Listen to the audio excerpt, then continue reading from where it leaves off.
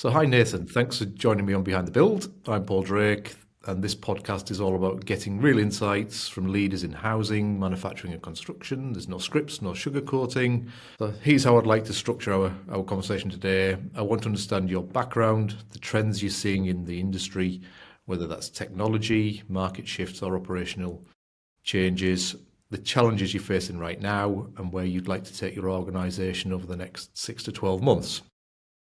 We'll wrap up with any insights that might be valuable for both of us. Does that sound good? Lovely, thank you, Paul. Good. It'll probably take around 30 to 40 minutes. So we'll dive straight into it then, Nathan. We'll go for a background and company. So if you wouldn't mind telling me a bit about yourself, what's your role, how did you end up in the position you're in today? Thanks, Paul. My name's Nathan. I'm the Director of Finance, People and Change at Coastline Housing.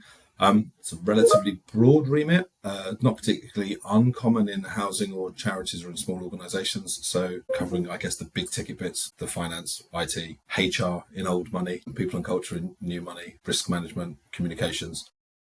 And I think they've grown over time. So certainly when I joined Coastline in 2016, it was primarily as one would be a more vanilla director of finance. But my background prior to that, I'd worked in consultancy. I'd worked at much larger housing associations in London and the South East, and always with a very, very strong development or commercial finance background. Emily and I had moved to Cornwall in 2014, and when the role came up at Coastline, it seemed like too good an opportunity to miss. And I've been delighted that Coastline's been everything I hoped it would be in for the last nearly 10 years at Coastline. And as opportunities have changed, a member of our exec team, we used to have an exec team of 5, but when someone retired, it was an opportunity to rethink how we did things amongst the team. And lots of executive teams, background in IT, having done it at university, a couple of very large major merger projects, lots of IT transformation. So I've added IT to the mix.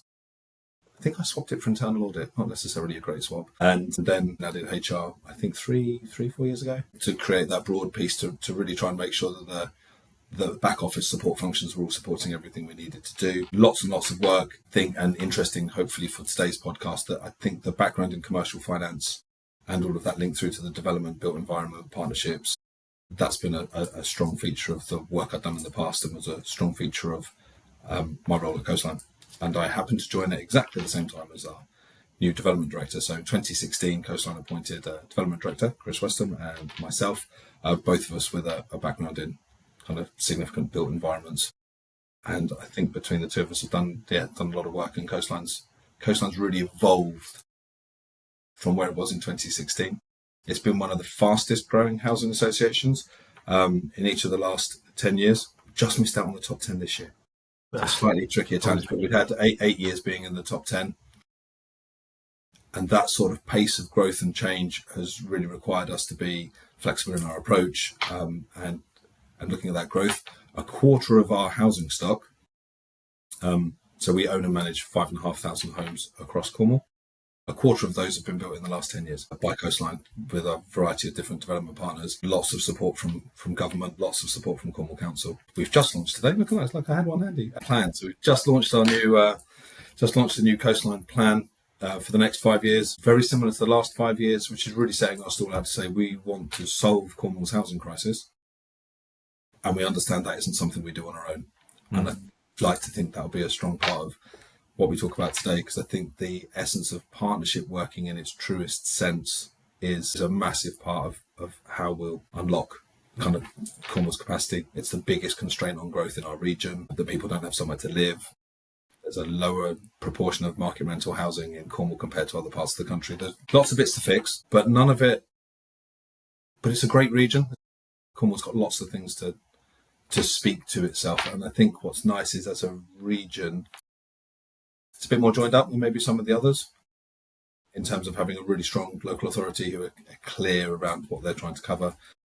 It has lots of geographical constraints, has lots of interesting challenges around demographics, but it's small enough to try things, but big enough to demonstrate that they work at a strategic scale. Yeah, good. So I was going to ask you, what a typical day looked like and an overview of the company, but you've kind of already addressed those anyway, and it seems you're wearing many, many hats. And we're moving into the challenges anyway, which is going to be the next sort of topic anyway. But thanks for the background. I think it's very interesting to see where you've come from, and you will get back into that top 10, I'm sure, next year. We do look good this year. That we've done a really good job of against really, and I'm sure lots of people are finding it right now is so challenging in terms of build price inflation has continued to ramp away. The challenges of land price hasn't got anywhere to go in Cornwall because it's already very low. It's a real challenge. Homes England have been really, really supportive of us as a business, as have Cornwall Council. But yeah, I think it is one of those things that gets said all the time, isn't it? It's like, this is the toughest it's ever been. Kind of feel like it. I would want to say that now because it still really is, and I think the economics of new build development are they're not as supportive as they have been in the past, and I think that's just a shame we didn't build more when it was more favourable. It just feels very, very challenging right now. Yeah, there's benefit of foresight, isn't it? So we're going to move into industry sort of trends and technology. So because you fit quite nicely in that space with one of your hats, so are you seeing any trends at the minute around technology and operational efficiency to try and help overcome some of these challenges you've alluded to? I think the hard thing is the challenges in the built environment are harder to solve technologically, and it's been really interesting. We've seen a number of companies over the last 10, 15 years create MMC factories. The idea of trying to do more off-site manufacture, which should, for every reason, make sense, shouldn't it? That should be something we should be seeing more of. I think the hard thing is that some of the, if I think about Cornwall as a region and we think about how you might build, it's not as, we don't have lots and lots of large-scale land opportunities where that type of thing works as effectively. So the ability to save kind of overhead and fixed costs as a result of doing MMC aren't something that I don't think that plays to Cornwall's strengths per se. So the more traditional nature of the build, I mean, increasing timber frame usage, various other bits like that. But I don't see technology affecting the built environment as much. With the other hat on, what does it mean for our business, our customer focus, and our service? To have a podcast where we didn't mention artificial intelligence would seem really odd, wouldn't it? But at the same time, I think the challenge with artificial intelligence at the moment is there are some very, very simple practical applications. But with the IT hat on, one of the things we have done is we've rolled out 5 licenses on Copilot. That doesn't sound like very much, Nathan, when you employ 400 people. The reason for only allowing a limited number of people is it's given us space to start seeing where artificial intelligence might lead us and where you can leverage things with a very low entry cost, minimum setup, protected security environment. And we're seeing, so chief executives, so the executive team are using it a lot, and so the IT team, lots of policy review. I think in the space of policy review, document checking, content creation, I think that's a space where artificial intelligence can really help because it can read and summarize all of your reports really, really quickly. And I think that's helpful. And I think we're beginning to leverage that in a sense that's making things better.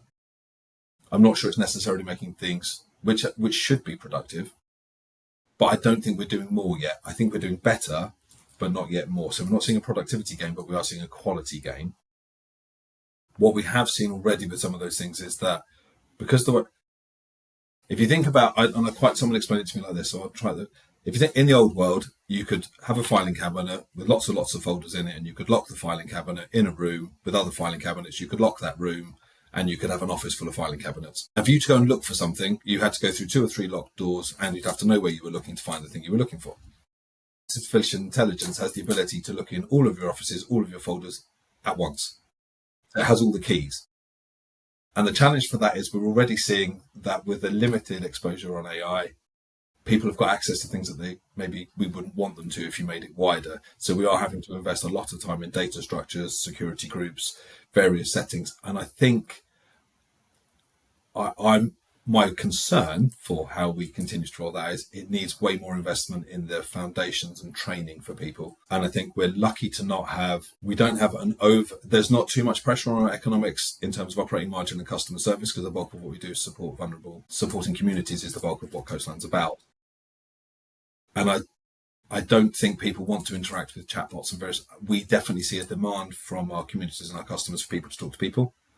Our digital offering definitely has to get better for those people that want it. But in terms of that wider business efficiency, there's still a lot more work to be done in terms of understanding kind of the breadth of the AI reach. And I think more than that, for customers, communities, and interactions, one of the things we've always wanted to do is it's always wanting to put as much of yourself out in the world as you can so that people can get hold of it. The more you do that, the more data and information you're putting into people's hands who you maybe don't want to put into it. And I think that's a new concept for us all to consider. So if I publish where I'm doing improvement projects, where I'm fitting solar PV, who I'm working with, and the prices at which we're working, that enables someone to potentially contact a customer and say, oh, I can see you've got solar PV. Would you like to? You're creating space for people to imitate your business more. And I think that's another area that we haven't yet considered the wider implication of communications when we serve, 5,500 households, and over 50% of those are people who are over 70. I think there's something around being safe and secure is the primary aim of our ICT strategies. I think whilst AI has lots and lots of opportunities to do things, I still perceive it currently more as a risk than an opportunity. But we've also got to keep pace with it, because if you don't keep up, you run the risk of falling behind. And I think we put a lot of investment into our platform in terms of safety, because we want customers to be able to interact with us in a way that, given that we hold a lot of personal information, we need customers to feel like we safeguard that and that we steward it appropriately. And I think that'll be something the customers will hopefully start seeing in our communications, that there's clever things to make us look and sound probably a bit more like a bank. How do you learn how do you continue to learn to be like a bank when arguably the best banks are the Sterling, the Monzos, and all the ones who haven't got any legacy, but we're an organisation that has got 25 years worth of legacy. It's like, yeah, we can't move as quickly as we might want to, but at the same time we know that we've got to leverage it. Yeah, perfect. So you've mentioned some of the concerns in that AI technology shift then. So on the flip side, do you see any opportunities that excite you within that space? Is there anything that, really excites Nathan? I think for some of the planning applications and some of the communications with residents, I think there's some great scope to get community involvement in development. When we ask Cornwall and when we ask communities generally, everyone thinks we know that we need to build more homes. The hard thing is where. And I think the more we can use AI and communication tools to get communities together to have those debates, I think that will drive better outcomes. Because I think that's one of the hardest things is that in the planning cycle is that who are the main beneficiaries of granting planning consents, and how do we share the benefits of that more, and how do we really listen to communities around other things that are important. And I think it's really hard because the current planning process doesn't lend itself to getting really wide participation, does it? We often get if we're going to turn up at a parish council, it's who are we getting? It's people who have got time, effort, and willingness to attend a meeting.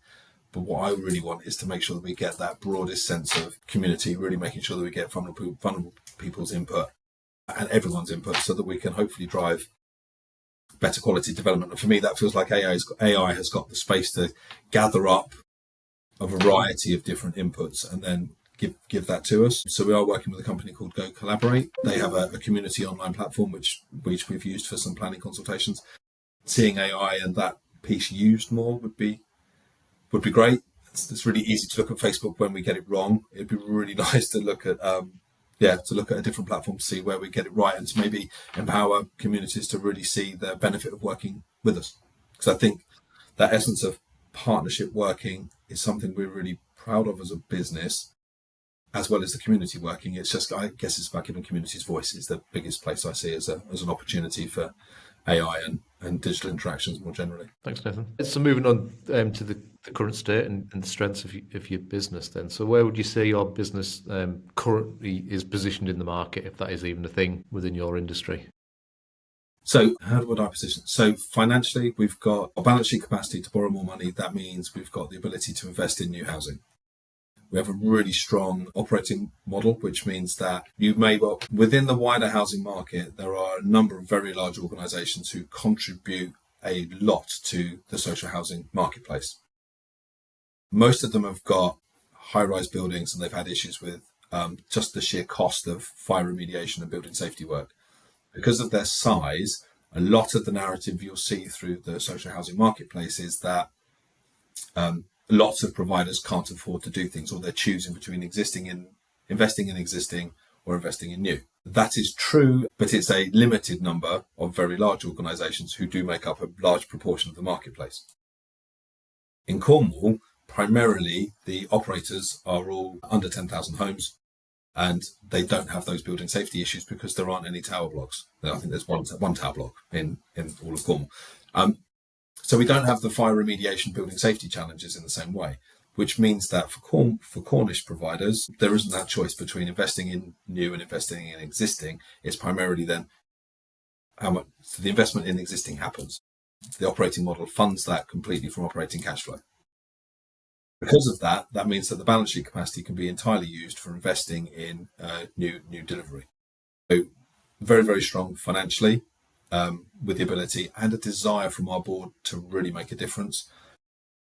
Coastline plan that I showed you earlier, one of that point around wanting to solve Cornwall's housing crisis, very much a board aspiration to how fast can we push our development.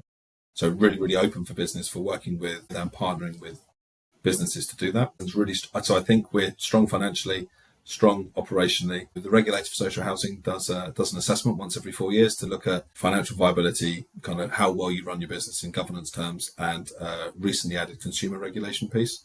And so for us, we've got the highest gradings for governance and for customer services. On our financial viability, we score a compliant but one notch downgrade because of our exposure to sales and development risk, which in my mind sounds like that's exactly what you'd want a social housing provider to look like, which is very well run, does brilliant customer services, but it's really trying hard to leverage its assets to provide new homes. So that's what our ratings look like. I think that means we're in a strong position. We've also been really lucky. We were one of the first social housing providers to partner with a for-profit housing provider. So that's institutional investors getting into the marketplace. So we partnered with Legal & General back in 2017, 2018, and have delivered homes with them, looking to do more with them, talking to a number of other institutional investors about how we might bring their money into the region as well.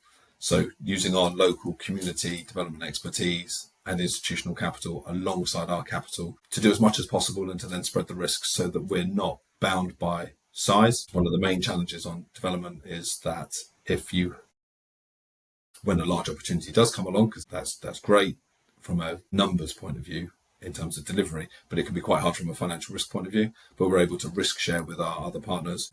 We've worked with other RPs as well, registered providers of social housing. We've worked with them as well to bring forward housing. So I think we're uniquely and ideally positioned to do more, and the board have expressed an appetite to see us do more.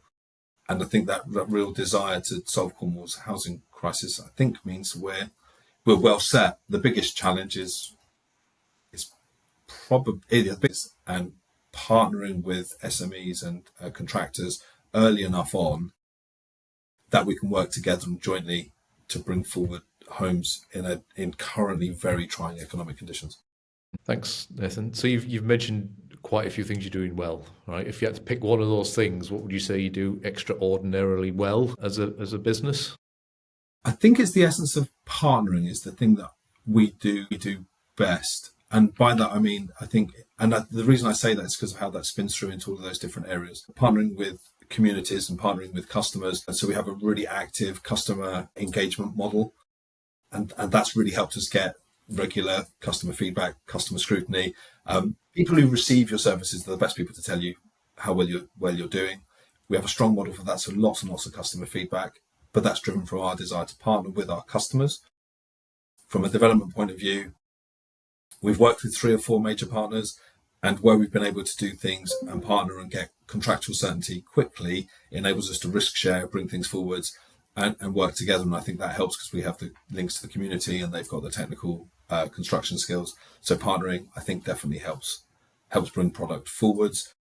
Partnering with Homes England and the local authority, again, for funding purposes, has just helped really unlock grants to really make our affordable delivery as big as it can be.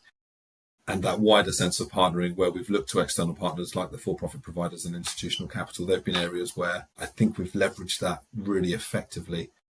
So if I had to pick one thing that Coastline does well, I would pick partnering, because of that approach about we don't believe in short-termism. I think that reflects housing as a long-term investment. It's a long-term activity. And I think the more you think about that, the more that means that approach to partnering isn't just a catchphrase for us. It's something that's hard baked into everything we do as a business, which is if we're going to work together, there'll be a prolonged engagement period while we get to know each other and dance around. Yeah. But once we commit to each other, we will work together through thick and thin, and very much in sickness and in health kind of approach to working together. And I think that's really delivered benefits. I've seen those benefits over the last 9.5 years of that approach. And I think it really helps to be clear on your values. I think having a really clear value set means that, I did a Coastline plan, shameless plug. That essence of being really clear about who we are and what our values are means that it's really easy to know what we're about. Our approach to contract negotiations and partnering and all those things, that they reflect who we are as a business. And I'd like to think that makes us easy to do business with, which I think has many, many benefits if we get that right. I agree. And refreshing as well. Refreshing to hear. What feedback do you get consistently that's good from your customers? Is there something that sticks out in your mind that's a consistent theme? Yeah. Certainly it's come through the tenant satisfaction. So every year we have to do a customer survey as part of our regulatory environment, but also through that wider partnering piece with customers. Definitely the sense that we care. And I really, so in very simple terms, and one of our board members put it this way as well, as we've heard it as regular feedback, is we consistently try and do the right thing, for the most part get that right, and when we get things wrong, we'll accept that we've got things wrong and we listen and we put things right. And I think, that almost feels like, is that not just the simplest model for how to work, which is set your stall out to be clear about what you want to do, focus everyone on delivering that, and try and keep everyone, that value set is how we drive that through our wider business. And then when it goes wrong, just go, okay, if we've genuinely made a mistake, that wasn't with any bad intent. And largely what we see is, we see 80-20 stuff, as I'm sure you've been aware of. We know that 80% of the time it works perfectly. We know that 20% of the time when it might, and it's not even 20% of the time that it goes wrong, the limited number of times it goes wrong, that drives all of the activity. So you have to work really, really hard on the bits that go wrong, because when it goes wrong, it's almost like the whole organisation doesn't understand things going wrong, because most of the time it goes well. And so there's definitely lots of learning from complaints, lots of trying to get that right, lots of listening. I think that's the thing we do for customers and for colleagues, is that we listen, have a very actively engaged staff forum, as well as all of that customer community piece. I think that's that again, maybe that is part of partnering, which is how do you be a good partner? Lots of listening. So that's the biggest piece I think we stitch through our business, is the listening piece. And maybe the downside to that is we're not always as good at saying all the good stuff that we do all the time, which, that's always a challenge from a communications point of view, is to, try and remember to say lots of good stuff that you do. Listening's all well and good, but we probably should do more to talk about all the good things that we do as well. But the feedback we get regularly is that we care and we listen. Yeah, that's nice. And it's part of being British, I think, not shouting from the rooftops about how good you are. Yeah, no, that's interesting. I've got a couple of American friends, and it's really interesting that, I think there is a hard-baked, not wanting to blow our own trumpet, but from an engagement with institutional investment and engaging with ourselves, why shouldn't we say the things we do really well? Yeah. But I would very much echo that there's probably something hard-baked into our British psyche that says, was it something about being hoisted on your own petard, that you have to be always mindful of that? Yeah, we need that younger generation to come through and teach us the ways of the blowing our own trumpet. And multi-generational piece is a really interesting thing, isn't it? Around how do you get the best out of every age group? And I think, I think there's a lot to be said for how we might engage with that, because there's definitely something around, and we didn't really touch on it when we talked about the digital element, that how do you engage with a younger customer base who are digitally native, and by the time I've worked out what platform they might want to talk on, it will not be the platform they talk on anymore. And, I remember talking to we've talked to comms advisors in the past around that. There's like, Nathan, if you think WhatsApp's where it's at, you're probably 20 years behind the thing that it's today. And I think that's really interesting to think that there's a faster speed of adoption and deletion. Like if it works, I'm going to use it. I'll use it all the time. When it stopped working for me, if my friends aren't using it, I delete it. And I think it's an interesting point around engaging with the younger group, as well as then thinking about how do you make sure for your older customers it's still the things look and feel the way that they should do for that customer group too. And that segmentational piece is really challenging from a comms point of view. So even if I did want to and was inclined to say all the brilliant things that we do as a business, how I go about doing it has those challenges of the different demographics. Yeah, definitely. So we're going to move on to future goals and challenges now then. So where do you want to take the business organisation over the next 6 to 12 months? So the next 6 to 12 months, real key focus for us is I made that point earlier, the Coastline Plan aim being around solving Cornwall's housing crisis. Next 6 to 12 months really about securing land opportunities, really leaning into our contractor base. Cornwall needs more SMEs willing to build and buy in. So we're doing a lot of work to create the environment for SME builders to work with us. So we have our own line of surety bonds because we've got the financial strength to be able to do that. Whereas SMEs, that can be cost prohibitive. We've got a really strong development team, really strong finance. We've got lots of strong teams, but particularly in that space, that we've got capacity to forward commit in a way that maybe other organisations don't. Lots of tie-ins with external finance partners. We're looking to grow that more. And next to 6-12 months, those are the biggest areas, I guess. Wanting to deploy our capacity as quickly as we can in a way to secure build and delivery investment, as government are about to announce a new social affordable housing programme. Once that comes out, that we have access to that. We've got access to loan finance. We've got access to institutional investment. So that will be the best time to do it early. And I think that's the one thing that's really, really key around that, working with other partners, is the sooner that we can secure commitment to deliver and be in contract for those things, the sooner we can tie all those bits together. And I think next 6 to 12 months is a real focus on contractual certainty. That the more we can get that in place, the more we can make that capacity deliver. And I think for Cornwall as a region, if we're not able to get certainty to get the delivery, my worry is that money will move on, because government there's a housing crisis across the whole country. There'll be money available on day one, and I think it's for every region to put their best foot forward. And I think for Cornwall as a region, that means I see Coastline as being a kind of a facilitating agent to go, let's make sure we grab as much of that as we can do to make sure that we deliver the best we can for our region. And that means working in partnership. And that's the thing that we really need to get right over the next 6 to 12 months. We've got some really good partners on board now, but we need to expand that in order to kind of maximise the delivery. And I think we were second in 2018 on the fastest growing. I'd really like to see that, the next 2 or 3 years, that the Coastline's kind of number one in terms of the fastest growing, because we've got the capacity, we've got the financial strength, we've got the partnership strength.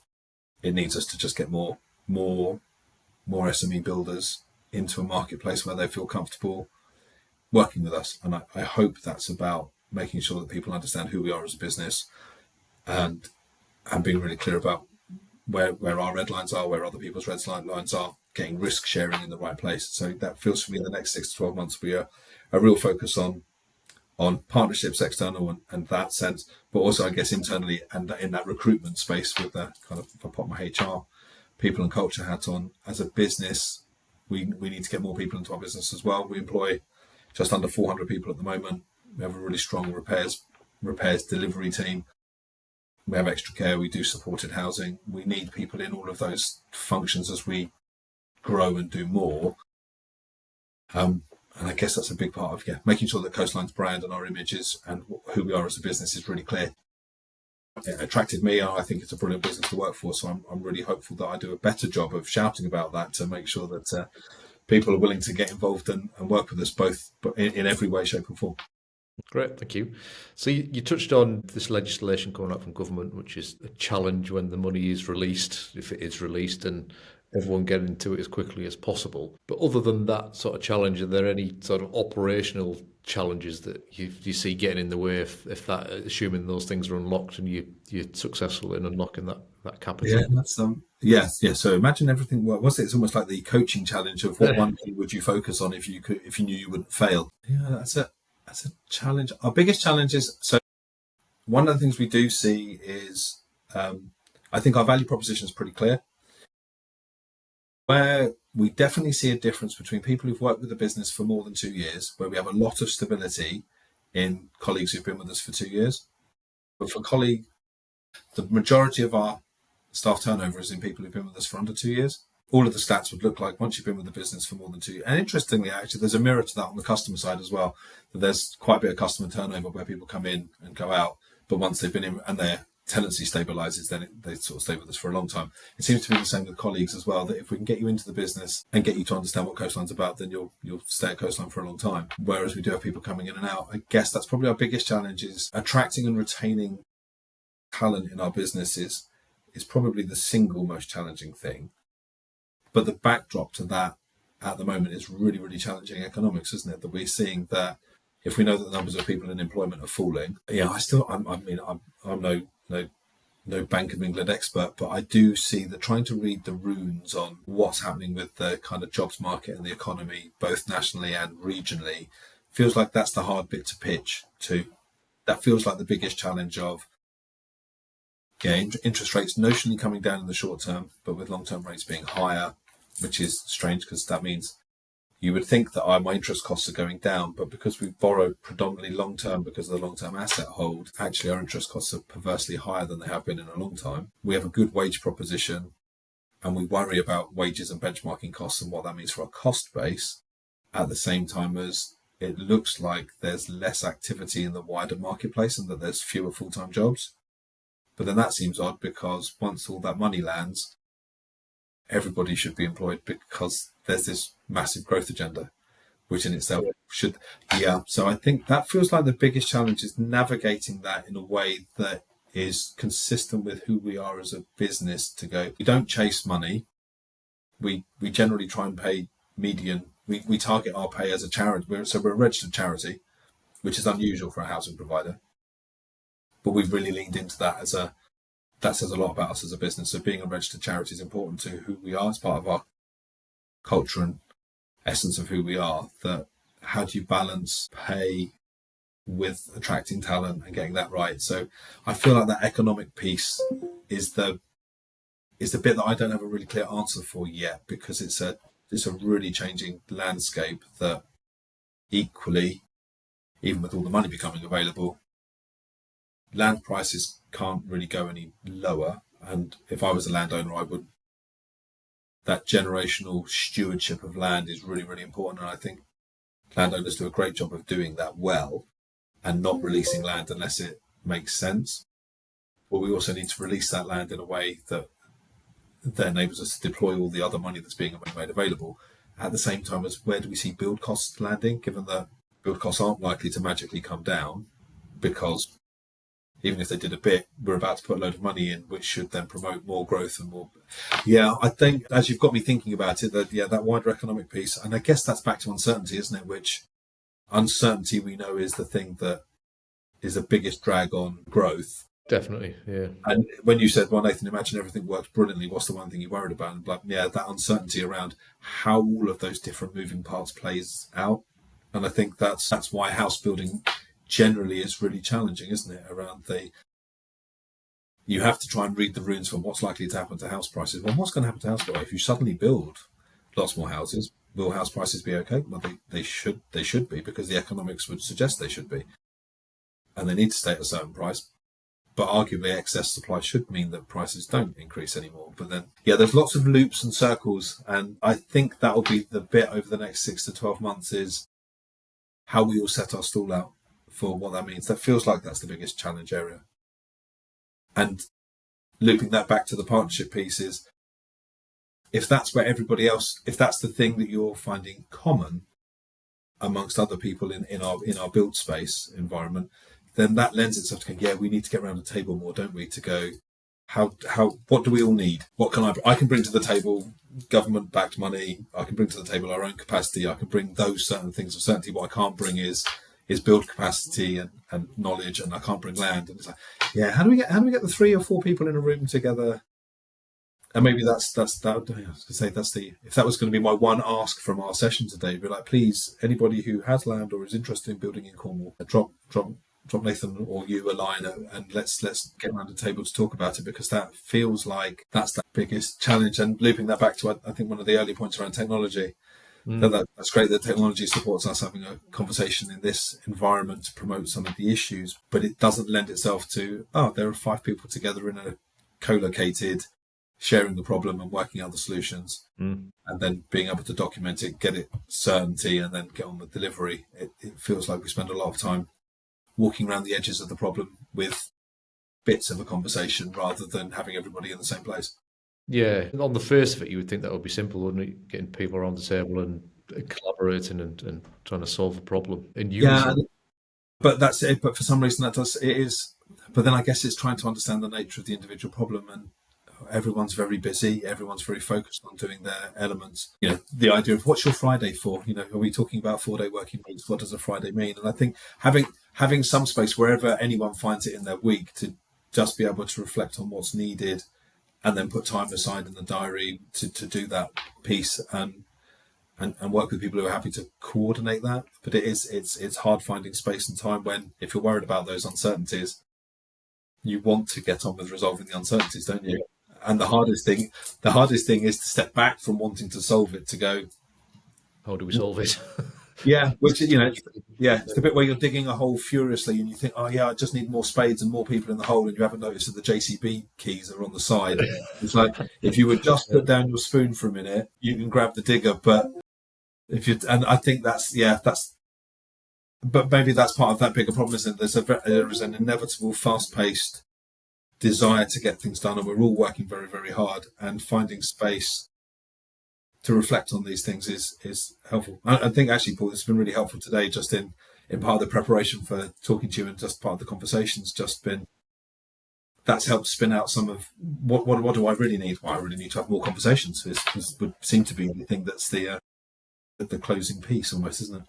Yeah, pretty much. So it brings us on to our final question, actually. So it's, from a personal perspective, you've mentioned your goals for the next 6 to 12 months. So from a personal perspective, why does reaching these goals matter to you? Yeah, it's going to be a bit sad and a bit cheesy in some respects. My career in housing started, I used to work at St Martin in the Fields in London. So I worked there. They do a lot of work with the homeless. And my initial work there really helped me see the importance of home. And I think that's one of the reasons why I've always worked in development-related finance activities, is putting a roof. I don't think there's anything more noble than putting a roof on. Well, there's, other than putting food in someone's stomach as well. But putting a roof over someone's head in a way that is certain is really, really important. And I think the increasing lack of certainty for people in a housing environment. So there's a lack of housing, and then there's a lack of good quality, affordable, or any housing where there's certainty. And I think for me, that's the reason why the kind of coastline goals and my personal ones, they're completely aligned. That I really want to see us make a dent in the housing crisis in Cornwall. I think that's why the next 6 to 12 months of getting our delivery right matter to me, because I think it's important at some point the things we decide to leave behind in our life. It's like, what does your legacy look like? I think for me, I would like to leave more people housed. Something I've always believed in. It's a big part of who we are at Coastline, and I think that is the reason why I get out of bed every day, to try and do that. And I know that's, and I think there's probably more people around. It's not like a bit like we were talking about, not wanting to talk about the things that we do well. And I think there's an element of that my personal desire to solve housing problems is one that's probably more widely shared than I realise, but it's not something we all get to talk about very often. So, that's why it matters to me. I was lucky enough to grow. Lots of us my age have all been lucky enough to grow up in council housing. Strong community background. Was pulled up by another parent for being in an OIC when I was a kid, and I think all of that sense of building community. you can't build communities unless you've got people who are able to commit to living in areas long term, which means that you need long-term tenancy arrangements, you need affordable housing, you need a mixture of people to bring in different skills and environments, and all of those things. I think having seen that firsthand and having lived it, I really want to deliver that. I see that as a problem for my children, that how will they access the housing ladder or something? Well, they won't access it without any help from me or from my wife. And you just think, that can't be the answer. We need to create the conditions for our communities and our people to thrive. So it's a very personal, impassioned kind of, that's why it matters to me, because I think if we get the next 6 to 12 months right, I think it sets the stall out for the next 3 to 5 years of delivery. And I think that could be really transformational. So that's why those goals matter to me. That's honourable, and it wasn't in any way cheesy at all. That was really, really, really, really good and honourable. And you should be proud of that, I'd say. Well, thank you. I'm lucky enough to find a business that were that have reflected that, and I really like the fact that lots of organisations get criticised for, if you set a target for doing 100, you'll do 100. And I really love that as a business. We set our stall out 6 years ago when we did the last plan. We went, no, aim to solve it, because if you aim to solve it, you think differently. If we aim to build 300 homes a year, we'll build 300 homes a year, but that limits the possibilities. And I think as a business, we've been really keen to go, don't limit possibilities. Talk about solving things and what you need to solve them, because it does change. It stops it being a transactional, how do I hit 300, into I'm willing to do anything to solve the whole problem. And I think that does mean, just to loop that all the way back, that's why we know we can't do it on our own. That's why we know partnerships are important. That's why we set our stall out about partnerships and about what we are as a business. And then hopefully that engenders all the right things to kind of make the magic happen. Yeah, great. So that's it now, Nathan. So thanks very much. It's been fantastic for being so candid and sharing your real challenges and opportunities that you see in your industry. So thank you very much. Thank you, Paul. I really appreciate the opportunity, and I think the Beyond the Build opportunities is a really good. It's really good platform for people to talk about those things, and I've certainly enjoyed looking back at some of your previous content as well. So no, thank you very much for your time as well, Paul. No, thanks, Nathan.